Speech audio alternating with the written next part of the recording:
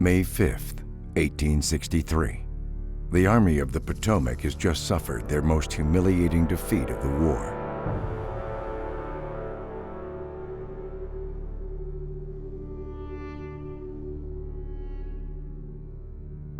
The Confederates, under the near deity, Robert E. Lee, had been outnumbered nearly 3-1 and have emerged with their most impressive victory of the Civil War.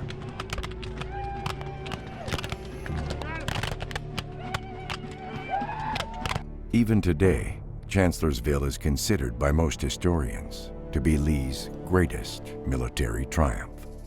Overconfidence, passivity, and mismanagement had doomed Union forces under New England-born Major General Joseph P. Hooker.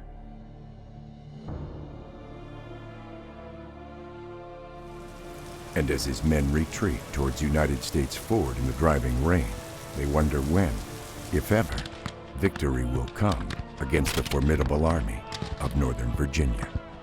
As word filters back to Washington, Commander-in-Chief President Abraham Lincoln, who had followed events of the battle closely at the telegraph office, expresses shock and dismay. What will the country say?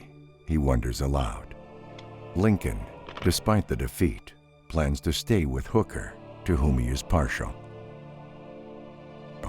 But by mid-May 1863, Hooker's own subordinate commanders, Darius Couch and John Reynolds, express a severe lack of confidence in him. Lincoln, frustrated by this, as well as Reynolds and Couch's refusal to take command of the Army of the Potomac, stubbornly sticks with Hooker, saying he was not disposed to throw away a gun if it misfires once. He would pick the lock and try again. But it is not clear whether Hooker has any bullets left in the gun.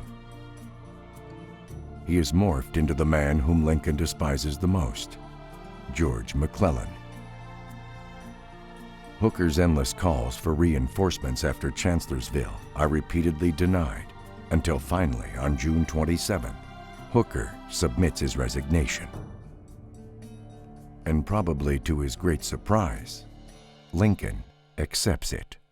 Lincoln, addressing his cabinet the next day, makes it clear that he observes the same failings in Hooker that were observed in McClellan after Antietam, a want of alacrity to obey, and a greedy call for more troops, which cannot be taken from other points. George Meade was almost everybody's last choice for commander of the Army of the Potomac. Abraham Lincoln does not offer command of the Army of the Potomac to Meade. He orders him to take command of it. It wasn't a request like the others. It was, I've run out of generals. You're the only one left. Congratulations, you're now in command of the Army of the Potomac. The disarray in the Army of the Potomac contrasts sharply with the confidence with which Lee and his 70,000 men enter Pennsylvania. Lee had put so much of his emphasis on being allowed to take the Army of Northern Virginia into an invasion of the North. His argument had been that the way to win the war, the way to take pressure off the Union seizure of the Mississippi River Valley, the way to spare Vicksburg was to invade the North. Fight a battle on the Susquehanna, fight a battle on Northern soil. That's going to turn Northern opinion so much in the direction of peace that Northerners will demand that the Lincoln government negotiate. On the same day Lincoln addresses his cabinet regarding Hooker, Lee at Chambersburg, Pennsylvania, learns from a spy that the Federals are concentrated just to the south at Frederick, Maryland. And more intriguing to Lee, Union troops are fighting under a new commander. When Lee finally learns that Meade has replaced Hooker as commander of the Army of the Potomac, his first comment is to say, General Meade will make no mistake in my front, and if I make a mistake, he'll be quick to take advantage of it. Understand that up till this point, the Army of the Potomac had been a collection of losers. They had lost battle after battle after battle. Fredericksburg, Chancellorsville, even the one quasi-victory they had won at Antietam in the fall of 1862 was still only a quasi-victory, and everybody knew it. It did not end in the destruction of Lee's army. The presence of the Federals at Frederick and on the move northward causes Robert E. Lee to concentrate his army east of the mountains. He sends riders to General Ewell at Carlisle with orders to return his corps at once. The stage is now set, and within days, 170,000 men will slam headlong into one another in the greatest confrontation of the American Civil War. The outcome will reverse the fortunes of one army and begin the decline of another. And an address which still resonates in the American psyche will be delivered on hallowed ground to a war-weary nation, reminding all that those who gave the final measure of devotion did so that a nation might live.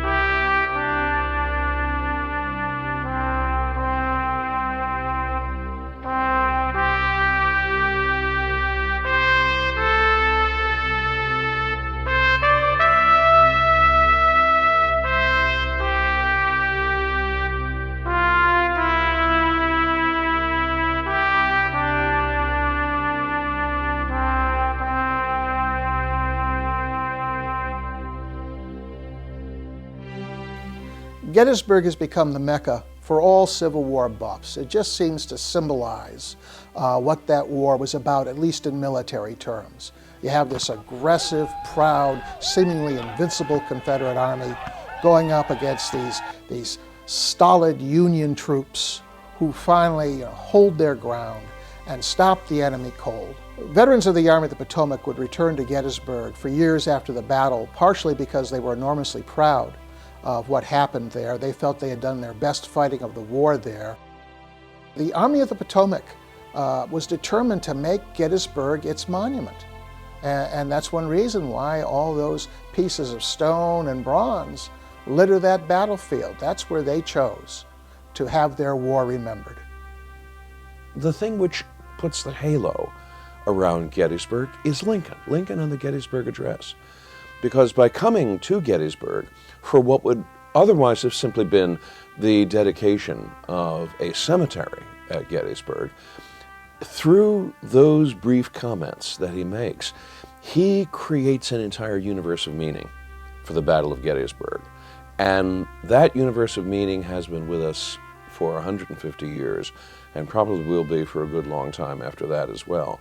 And that address, which he never actually calls the Gettysburg Address, but those words, I think, give to Gettysburg the kind of sacred glow that means that Gettysburg is always one of those places in American history which remains instantly identifiable. As much as Americans may forget, as much as our history teaching may fall very short of giving to people and to the American people as a whole a sense of their past, nevertheless, one of the things that certainly every American recognizes, maybe not in all the details they should, but still we recognize instantly what someone is talking about when they talk about Gettysburg.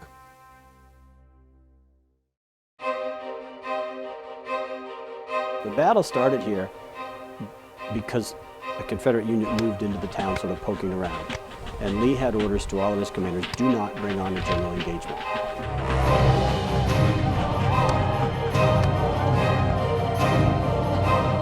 But that unit that moved into Gettysburg and started the greatest battle in the history of the continent did so in violation of his orders. And an example of history placing the right man at the right spot, Kentucky-born Federal cavalry officer John Buford is just such a man. Buford had entered Gettysburg 2 days earlier with 2,700 men and immediately realizes the town's strategic importance. He knows the Confederates are headed in his direction, and if they're able to seize the high ground south and east of town, a Union defeat will be inevitable.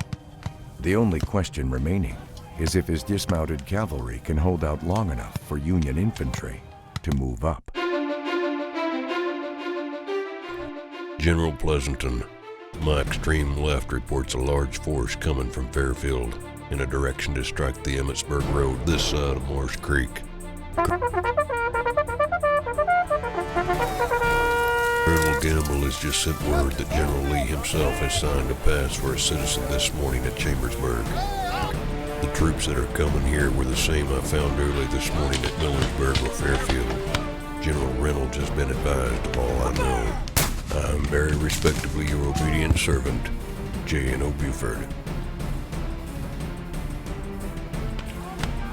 The first line of Confederates to collide with the Federals are the 2 brigades of Heath's division of A.P. Hill's 3rd Corps.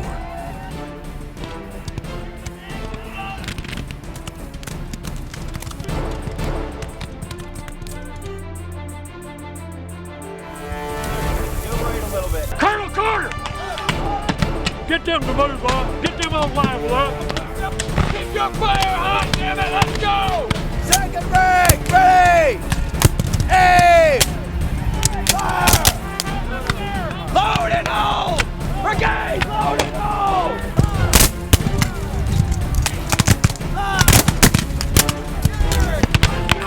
Alabama! Let's go! We're on for Alabama! Bring them down more! Bring them down more! Go! Buford, in his battle to buy time, stations his troops on 3 ridges north and west of town: Her, McPherson, and Seminary Ridge. And from his vantage point in the cupola at the Lutheran Seminary, he reports his status to General Meade. General Meade, the enemy forces, A.P. Hills, are advancing on me at this point and driving my pickets and skirmishers very rapidly. There's also a large force at Heilersburg that is driving my pickets at that point from that direction. General Reynolds is advancing and is within 3 miles of this point with his leading division. I'm positive that the whole of A.P. Hill's force is advancing. J.N.O. Buford. General John Reynolds soon arrives with troops of the 1st Corps. He confers briefly with Buford to determine if he can hold the line while Reynolds directs more men into the fight. Buford isn't going anywhere, but his men have been engaged in battle, going on 3 hours, and the Confederates keep coming in ever-increasing numbers. Reynolds, directing his men in the midst of the smoke and confusion, is felled by a fatal bullet to the head, leaving no infantry commander in charge of the field. In an urgent message, Buford reports the situation to his cavalry commander. General Pleasanton, I'm satisfied that Longstreet and Hill have made a junction. A tremendous battle has been raging since 9:30 a.m. with varying success. At the present moment, the battle is raging on the road to Cashtown and within a short cannon range of this town. The enemy's line is in a semicircle on the height from north to west. General Reynolds was killed early this morning. In my opinion, there seems to be no directing person. We need help now. J.N.O. Buford. Although John Buford really did perform amazingly well on the morning of July 1st, the whole strategy of using dismounted cavalry to hold off and delay a Confederate occupation of Gettysburg, that was a great deed, but it wasn't the only deed.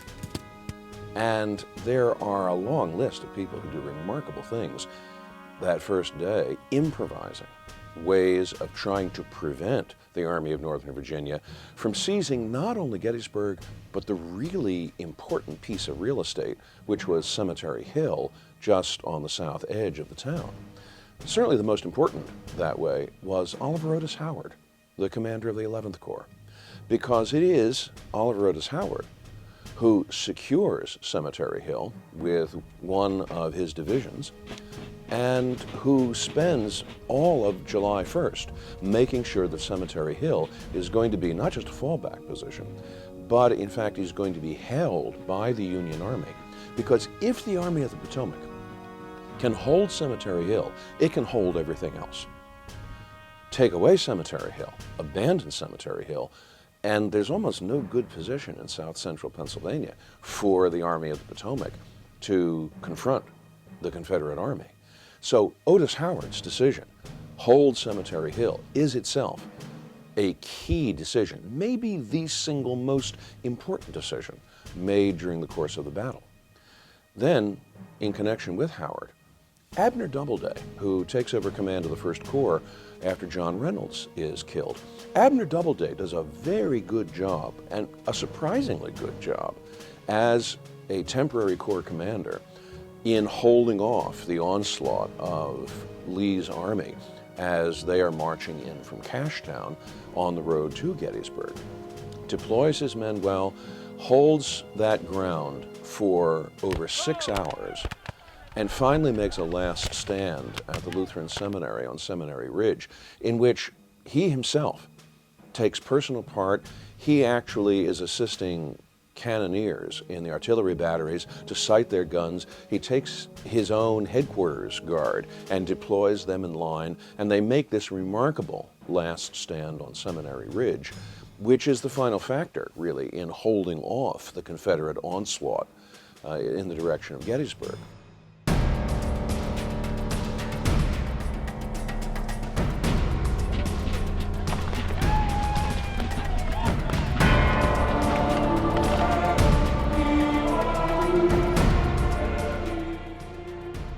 As the battle rages, an unwitting young general from New York, Francis C. Barlow, commanding the 1st Division of the 11th Corps, moves his men forward to an elevated but exposed position. Much like the error General Dan Sickles will commit in the Peach Orchard on July 2nd, Barlow on Blocker's Knoll extends his line far forward of his 11th Corps. His troops are now vulnerable to attack from multiple sides. And in a timed assault upon Barlow's men at 3 p.m., 2,700 Georgians raise the rebel yell and coordinate their attack from 2 directions, enveloping Barlow. The Confederates steadily push the Union troops back through town in a disorderly rout, leaving behind Barlow, shot twice and helpless on the field. Barlow, however, thanks to Confederate commander John B. Gordon, will survive the battle and go on to survive the war, being only one of a handful of men who enter the conflict as an enlisted man and emerge a general. A lot of people talk about what caused the battle and whether it was about shoes or about this and that. And essentially the battle happened for very practical military reasons. When you have 2 armies of that size wandering around on road systems, sooner or later some guy on one army and some guy in the other army are going to shoot at each other. What happens when they do in Civil War period is the 2 armies collapse on that point, because if a piece of your army engages a piece of the enemy, the army that gets the most people to that spot quickest will generally win the battle. And if you're attacked at the very rear by the middle of the other army, they're going to concentrate their troops and destroy your army piecemeal. What was fortunate for the Confederates is that one guy took that shot at one other guy right in the middle of the Confederate line of march, which happened to be in front of the Union line of march. So basically there were more Confederates close to that spot when it happened than there were Union troops. And so the first day's fight was a Confederate victory because they got more people here sooner. Overnight on the first night, the Union troops arrived, and by the second day they had more people. But it basically simply happened because one guy took a shot at another guy. People were wandering around, 2 armies close to each other with a few gaps in the mountains. And at one point, a unit of the Confederate Army got near to the Union cavalry unit in the Union Army, and one guy took a shot at a guy. And then 2 more and 2 more. And before long, there was what they described as a general engagement, which led to the battle. So a lot has been said about the Confederates are coming to find shoes. They knew there were no shoes here. There weren't any shoes here, and they knew that. And people come up with reasons, because what you have is the greatest battle in the history of the American continent, and it has to start from some better reason than a couple guys started shooting at each other. It's just, but that's the military reality of it. That's how battles generally happen in many cases. And so we like to make it more, because that sounds kind of boring. Why did the battle happen? Well, a couple guys started shooting at each other. But we try to make more of it than it is. So we create shoe factories and myths and other things. point after point after point on July 1st, it's not only Buford, but it's division commanders, it's brigade commanders, right down the ladder of command, who do extremely well and perform these wonderful self-initiated deeds, holding that ground, trying to stave off a complete collapse, trying to prevent, and successfully preventing, Robert E. Lee and the Army of Northern Virginia from just rolling into Gettysburg, rolling up to Cemetery Hill, and occupying what would otherwise have been an extremely difficult position for the Army of the Potomac to have evicted them from. July 1st ranks as the 10th bloodiest day of the Civil War, and numerically, the Confederates gain the advantage. By day's end, Union forces suffer almost 9,000 casualties, 3,000 more than the troops under Robert E. Lee. Each army will begin the next day battered and bruised, and the second day at Gettysburg will witness some of the most intense fighting yet in the war.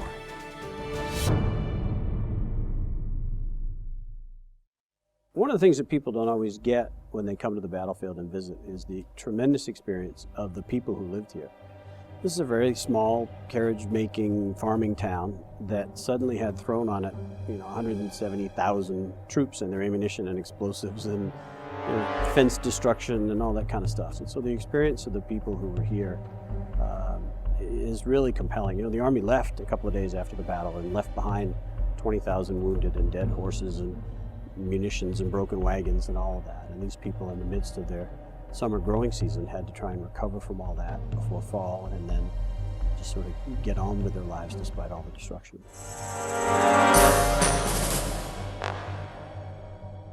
July 1st is a great day for heroism, but July 2nd outdoes it.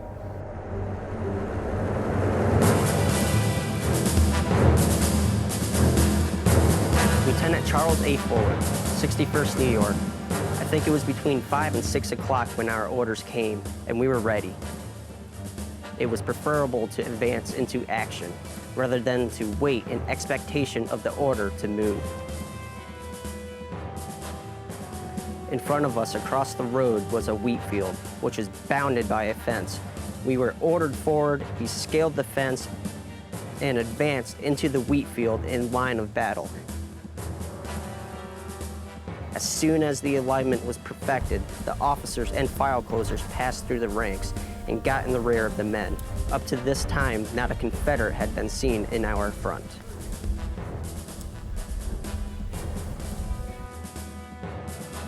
The 61st took 90 muskets into the fight.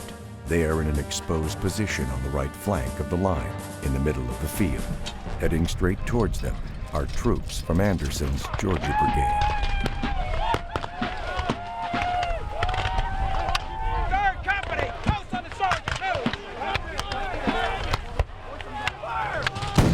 The Wheatfield at Gettysburg is considered among the bloodiest pieces of ground in the entire Civil War. The 19-acre field of wheat will change hands 6 times and claim more than 6,000 men, either killed, wounded, or captured. Like the bloody cornfield at Antietam, survivors of the intense fighting in the Wheatfield swore a man could walk across the field on bodies alone without ever touching the ground.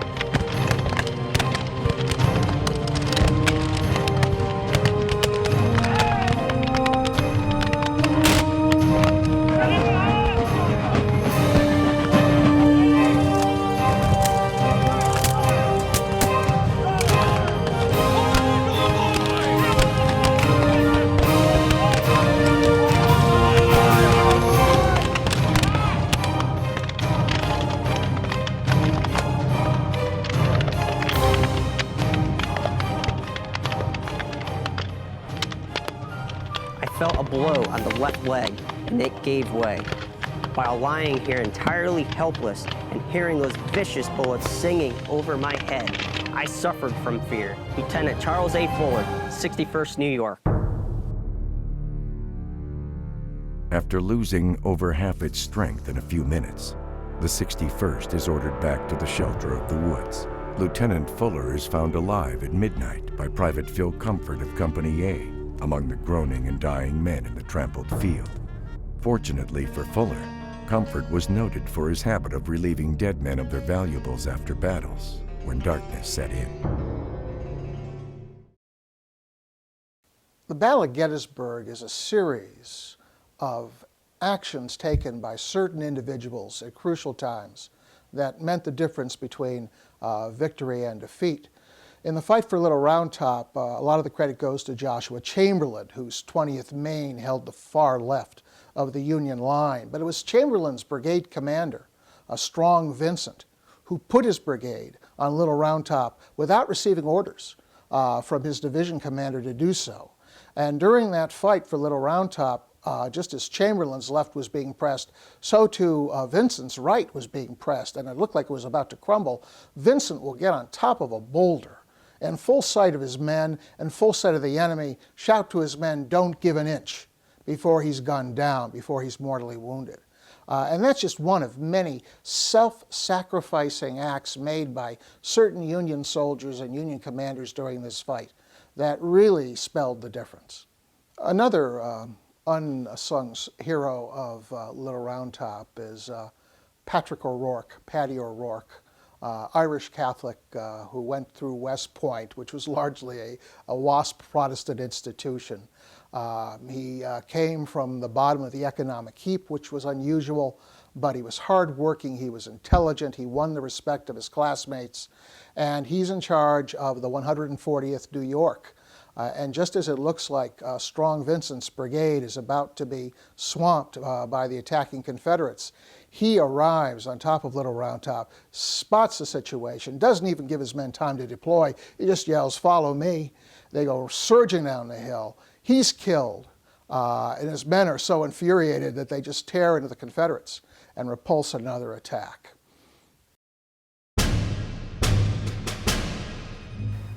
In the research for my first book, I met and spent time with 5 men who remembered their grandfathers who fought in the 20th Maine at Gettysburg. I think the main reason that Joshua Chamberlain's story outshines a lot of others, first of all, is that he survived.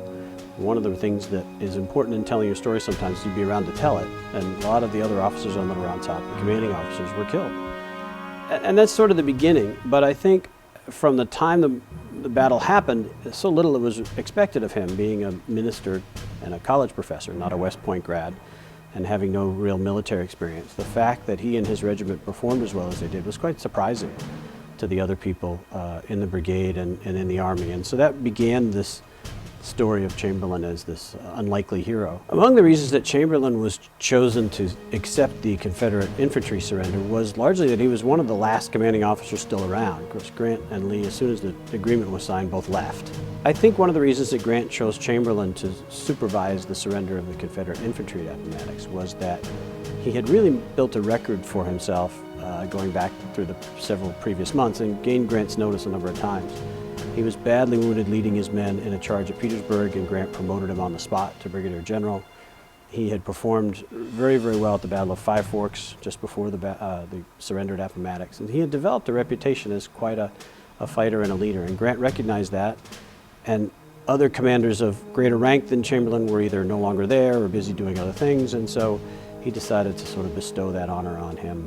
This whole idea of honor answering honor and the pageantry of a surrender was probably not all that exciting to them then, and now we look back on it as an important moment.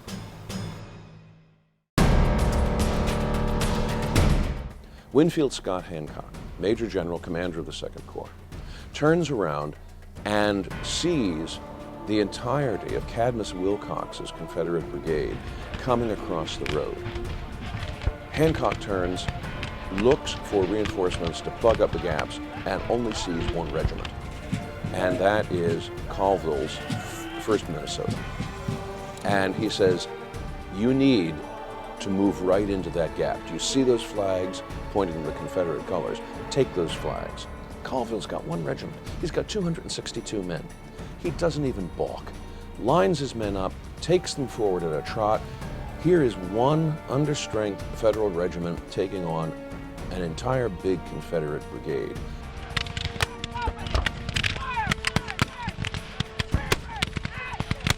The odds are at least 8-1 in the Confederate favor.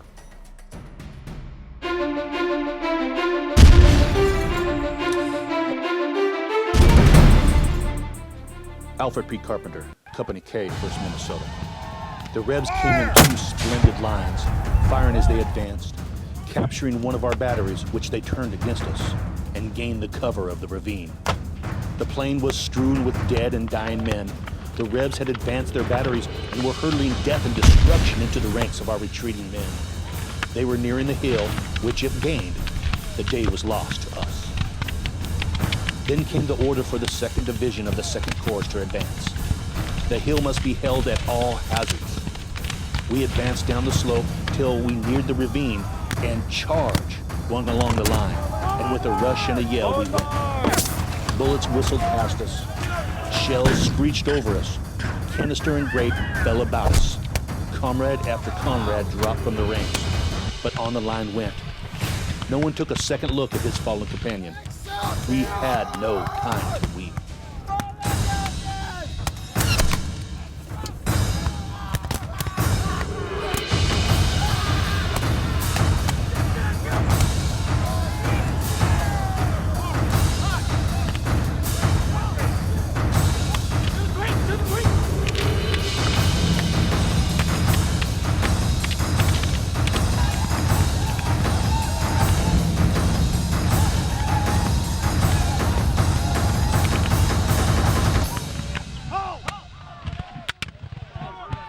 We were nearing the rebel line, and in a moment more, we would have been at it hand to hand.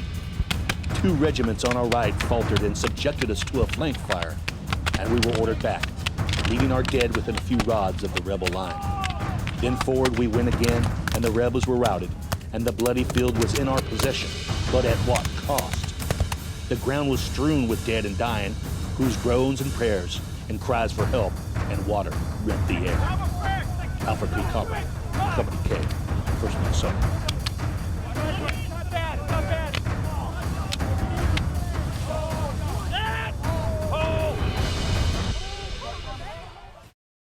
For all that has been written about the Battle of Gettysburg, and there has been a tremendous amount written, there's still surprisingly large amounts of material. There's large numbers of stories which have never yet been told, and which it has been both fun and an education in its own right to uncover. I think, for instance, of an individual like Francis Heath.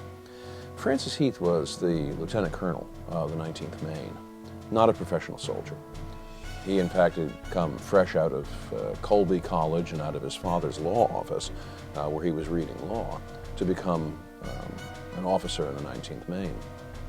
He is in effective charge of the regiment at Gettysburg, and on July 2nd, as the Federal line is breaking to pieces and the Confederate tide looks like it's about to roll over everyone, Heath is in command of his Maine regiment as one of those posted to try to hold off the retreat of the battered 3rd Corps. In the midst of the smoke and the confusion, the confused retreat of clumps and units of 3rd Corps troops, one of the division commanders of the 3rd Corps appears out of the battle murk, and that is Andrew Atkinson Humphreys. Humphreys' division has been chewed to pieces, and Humphreys is beside himself. He has had a very long and a very difficult day, and there's a way in which Humphreys has simply at this point lost it. Humphreys comes up to the 19th Maine, tells the men to fix their bayonets and to use them on any of the fleeing soldiers of his own division. And Francis Heath hears this and can't believe it. He didn't volunteer to fight in this war to kill his own people. And as Humphreys is raving out of control up and down the front of the 19th Maine, Heath decides he's not going to let this stand. He follows Humphreys. Humphreys is going down the line of the 19th Maine. Fix these bayonets, use them on those men. And Heath is following behind this Major General and saying, don't pay any attention to him. Don't listen to him. Don't do it. Don't do it. He says, look, we'll rally your men on our own, but we're not going to kill them the way you want to. And Humphreys finally, facing Heath's refusal to cooperate, just wanders off, and he has his own conscience he's going to have to face. But I thought, what a remarkable moment, that even in the midst of that stress and that battle, here is someone who has not lost his sense of decency and balance and is willing to do something about it, even if it means telling off a Major General.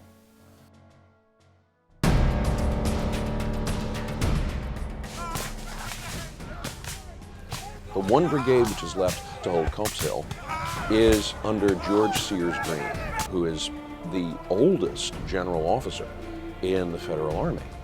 Old Pappy Greene, as they called him, has only one brigade, and what he doesn't realize is that there is an entire Confederate division in position ready to attack Culp's Hill, which they did.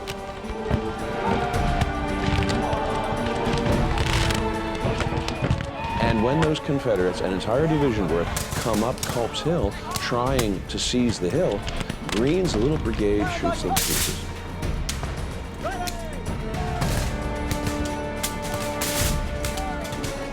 By the end of the day, Longstreet has bloodied the Union Army. He's pretty much destroyed the Third Corps, but he hasn't broken through. The Federal line still holds, and many historians will argue that by the end of the second day, Lee had really lost the Battle of Gettysburg.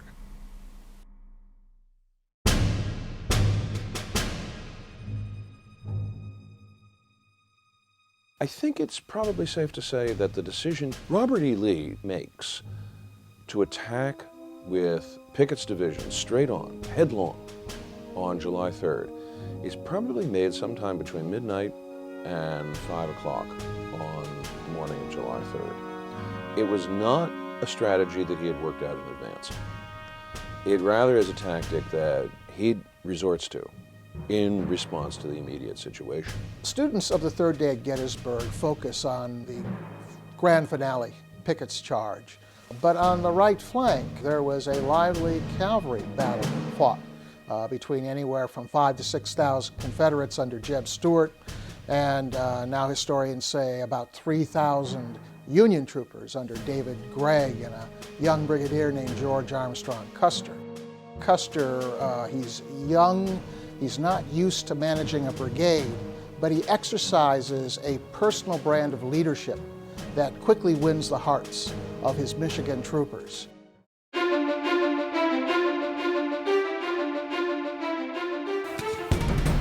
General David Gregg, Federal Cavalry. The orders from General Pleasonton were not in alignment with our situation. General Pleasonton had received word from General Howard that a large Confederate body of troops were advancing upon our position, and for some unknown reason had ordered General Custer's men to join Kilpatrick on our left flank near the Round Tops. There was not a moment to lose, and I countermanded General Pleasonton's order. I reported to General Custer, "Say you never got the message. I need you here." Brigadier General George Armstrong Custer. Upon receiving word from General Gregg, I understood as he did the situation fully. If the enemy were allowed to break through our lines to Meade's rear on Cemetery Ridge, it would not only be disastrous, the entire Battle of Gettysburg would be lost. I reported to General Gregg that I would be only too glad to stay upon his order and would be well pleased to remain with my brigade.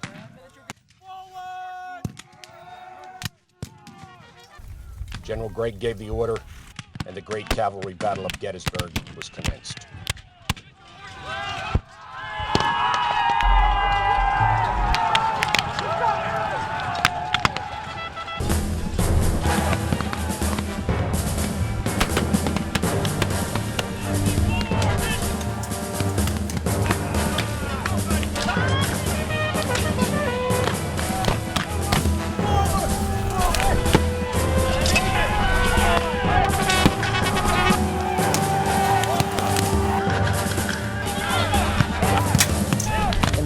climactic final charge, when there are 1,500 or more Confederate troopers coming down to try to pierce the Union center there, Custer will place himself in front of only 500 men from his 1st Michigan Cavalry. They're the only reserve the Union has. He will lead them forward in a charge. He will spur his horse at the last moment so every man behind him can see him, and then he raises his saber and yells, "Come on, you Wolverines!"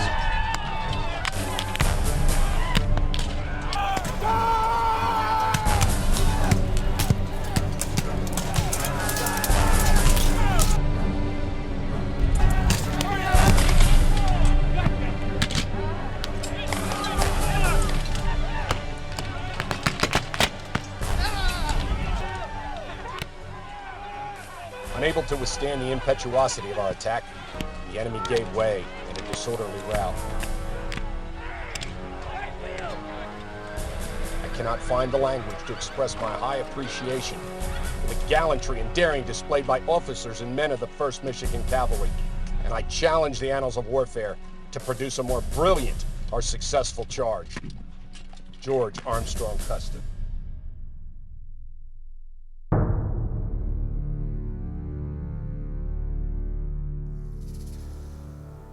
Gettysburg is often described as being the high water mark of the Confederacy. And you can see that there's some reason for that, because this Confederate invasion of Pennsylvania never gets any further than Gettysburg. Although it is hard to get this entirely in focus, because in fact Confederate units had penetrated substantially farther to the north. Richard Ewell's corps, for instance, had gone all the way up to Carlisle and even lobbed a few shells across the Susquehanna River at Harrisburg. Jubal Early's division had gotten all the way to York and to Wrightsville, and might in fact have gotten across the Susquehanna on the Great Wrightsville Railroad Bridge had not Federal troops, in this case mostly militia, managed to destroy the bridge before he could use it. So if we really want to mark a literal high point of the Confederate invasion, it really belongs somewhere in the neighborhood of Carlisle, Pennsylvania, rather than Gettysburg. And there are other moments when Confederates get loose on Northern territory. John Morgan is going to stage a major raid into Ohio in 1863. And in 1864, there's even a Confederate raid on St. Albans, Vermont. All right, yes, they launch it from Canada, so maybe that's not fair. But if you really want a high water mark, I suppose St. Albans, Vermont will do. But if we put this in terms of metaphor, then it begins to have more meaning. Because Gettysburg is a serious setback to the Confederacy, and for a number of reasons. One is the stupendous casualties the Army of Northern Virginia absorbs in this battle. The Army never comes back up to the strength that it had as it marched into Pennsylvania. Never actually recovers in terms of numbers. It will sustain serious damage to its morale, but the morale, in fact, will recover before the end of 1863. It's the numbers that are going to prove increasingly difficult to reconstitute an army with. There's also the damage done to Lee's reputation. And I don't mean some kind of invincibility that now federal commanders believe they really can defeat Robert E. Lee. Actually, the real damage done to Lee's reputation is done in the Confederacy. One soldier in the Army of the Potomac writes home, "Now what do you think of your Army of the Potomac?" That is a high water mark. What we know about Gettysburg comes from a variety of sources. There are the official reports, there are the memoirs written by generals and later by lower-ranking soldiers, sometimes as far down as private. There are the franker testimonies that come from unpublished letters and diaries. And then there's the heroic effort of a fellow named John Batchelder, who worked with veterans to try to get the story straight, who worked very hard to collect veteran testimony, trying to place where the various regiments deployed, where they moved, what they experienced. The man just collected a treasure trove of information, which still really hasn't been fully exploited by historians. Some have caught on to that and are utilizing his archive. But I think that what we think we know about Gettysburg will continue to change and continue to expand thanks to his efforts. The day had opened with a reignited engagement on Culp's Hill. This, along with Jeb Stuart's cavalry attack, is part of Lee's grand strategy to divert the Federals' attention and forces away from their center. For Union infantry not engaged at Culp's Hill, the day settles into an uneasy calm. By noon, men compare the atmosphere to the stillness of the Sabbath day. In a council of war the evening before, General Meade had decided the Federals would hold their ground and await any movement of the enemy. Their wait will not be long.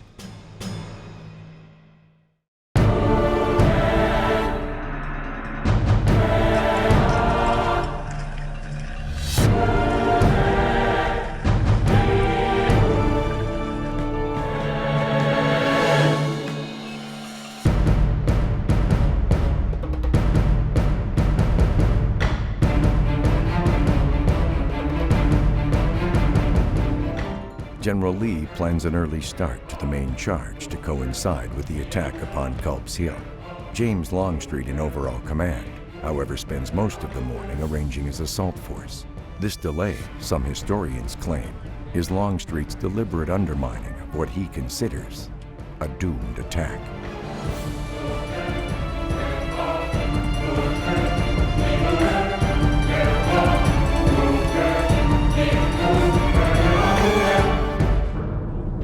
Private John Dooley, Pickett's Division, July 3rd.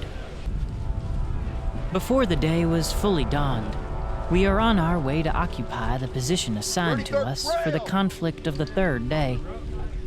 Uncle Robert, silent and motionless, awaits our passing by, and anxiously does he gaze upon the only division of his army whose numbers have not been thinned by the terrible fires of Gettysburg. I must confess that the general's face does not look as bright as though he were certain of success.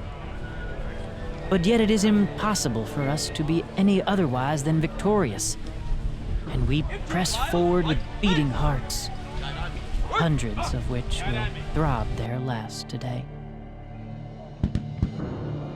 How long we take to gain our position, what delays, what suspense. We are soon passing over the battlefield of yesterday, and the details of burying parties are digging graves to receive the freshly fallen comrades. Orders come for us to lie down in line of battle, that all the cannon on our side will open at a given signal, will continue for an hour, and upon their ceasing, we are to charge straight ahead over the open field and sweep from our path anything in the shape of a Yankee that attempts to oppose our progress. At last it sounds away to the right, and the echoes have scarcely rebounded from the rocks of the mountain, when the earth, mountains, and sky seem to open and darken the air with smoke, death-dealing missiles. Never will I forget those scenes and sounds. The earth seems unsteady beneath this furious cannonading, and the air might be said to be agitated by the wings of death. Over 400 guns nearly every minute being discharged. The ammunition wagons fly back and forth, bringing up fresh supplies of ammunition, and still the air is shaking from earth to sky, with every missile of death fired from the cannon's mouth. Around, above, beneath, and on all sides they screech, sing, scream, whistle, roar, whir, buzz, bang, and whiz. And we are obliged to lie quietly, though frightened out of our wits, and unable to do anything in our own defense or any injury to our enemies. Our artillery has now ceased to roar, and the enemy have checked their fury too. The time appointed for our charge is come.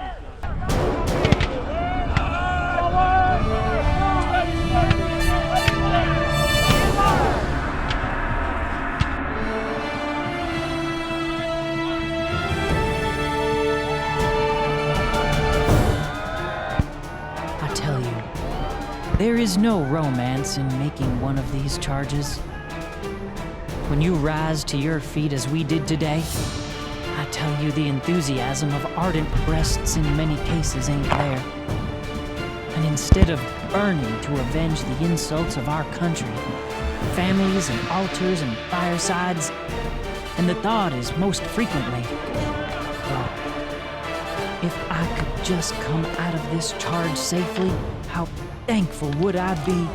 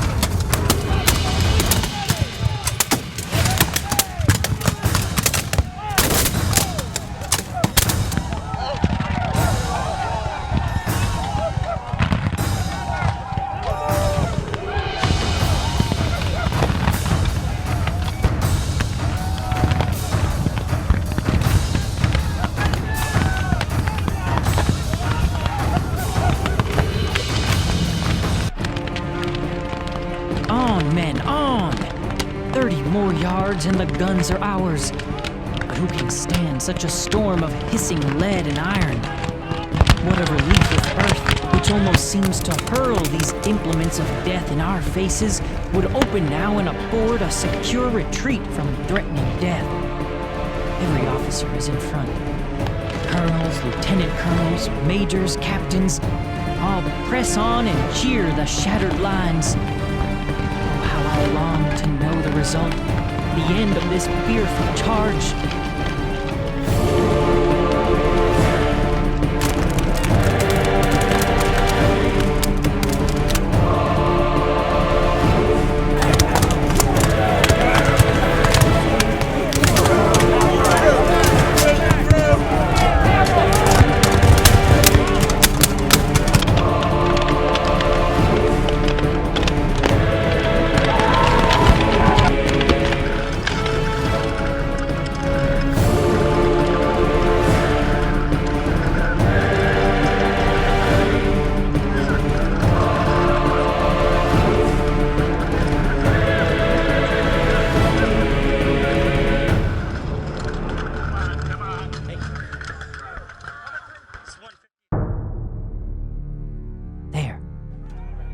Listen. We hear a new shout, and cheer after cheer rends the air. Are those fresh troops advancing to our support? No. No. That huzzah never broke from Southern lips. Oh God, Virginia's bravest, noblest sons have perished here today, and perished all in vain.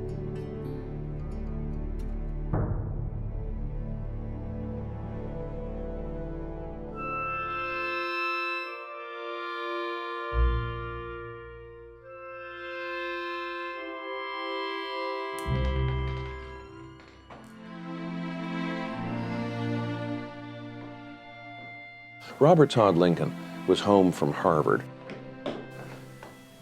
And on the morning when Lincoln got the message about Lee's escape, Robert went into his father's office, and there he found his father head down on his desk, weeping in frustration and despair. And Abraham Lincoln said to his eldest son, "We had them in the palm of our hands. We had only to close our fingers, and they were ours. The war would be over."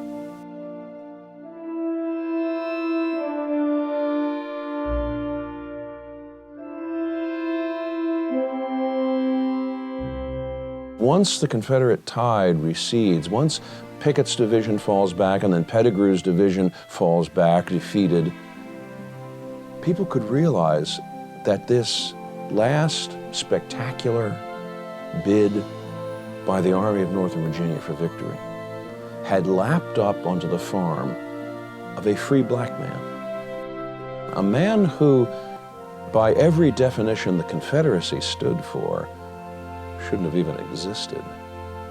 The final stand of the Confederacy and the Army of Northern Virginia at Gettysburg takes place on his property. And as the sun goes down, not only on the 3rd of July, but as it goes down on the Army of Northern Virginia, on the Confederacy itself, Abraham Bryan's property will remain his, and he will remain a free man, and he will come back and he will farm his acres until he sells the property in 1869.